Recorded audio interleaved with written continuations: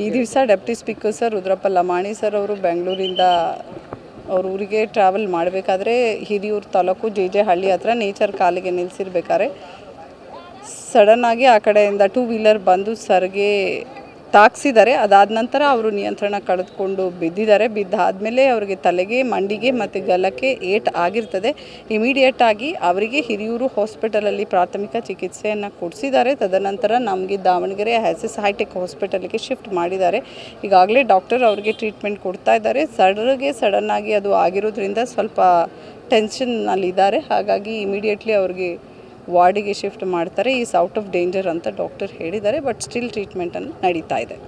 ಈ ದಿವಸ deputy speaker sir Rudrappa Lamani sir ಅವರು ಬೆಂಗಳೂರಿಂದ ಅವ್ರ ಊರಿಗೆ ಟ್ರಾವೆಲ್ ಮಾಡಬೇಕಾದ್ರೆ ಹಿರಿಯೂರು ತಾಲೂಕು ಜೆ ಹಳ್ಳಿ ಹತ್ರ ನೇಚರ್ ಕಾಲಿಗೆ ನಿಲ್ಲಿಸಿರ್ಬೇಕಾದ್ರೆ ಸಡನ್ನಾಗಿ ಆ ಕಡೆಯಿಂದ ಟೂ ವೀಲರ್ ಬಂದು ಸರ್ಗೆ ತಾಕ್ಸಿದ್ದಾರೆ. ಅದಾದ ನಂತರ ಅವರು ನಿಯಂತ್ರಣ ಕಳೆದುಕೊಂಡು ಬಿದ್ದಿದ್ದಾರೆ. ಬಿದ್ದಾದಮೇಲೆ ಅವರಿಗೆ ತಲೆಗೆ, ಮಂಡಿಗೆ ಮತ್ತು ಗಲ್ಲಕ್ಕೆ ಏಟ್ ಆಗಿರ್ತದೆ.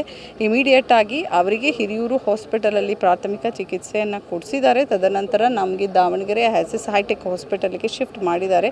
ಈಗಾಗಲೇ ಡಾಕ್ಟರ್ ಅವರಿಗೆ ಟ್ರೀಟ್ಮೆಂಟ್ ಕೊಡ್ತಾ ಇದ್ದಾರೆ.